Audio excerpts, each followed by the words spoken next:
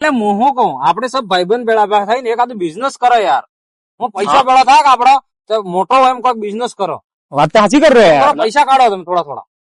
हाँ सही है सही है मोए काढो થોડા થોડા કાઢો. हे मार पाए थे हे? हाँ मार का नहीं है ही 5 रुपया है मार पाए 5 તાર કને ओ नागो ये 5 पांच मार का नहीं अबे नागा 5 साले चलो मो 10 सालो चल हेड આ 10 ને આ 5 ને 10 20 રૂપિયા થઈ ગયા. हाँ હવે તારે પાસે કાર્ડ કેટલા है માર્કા ને નહીં યાર.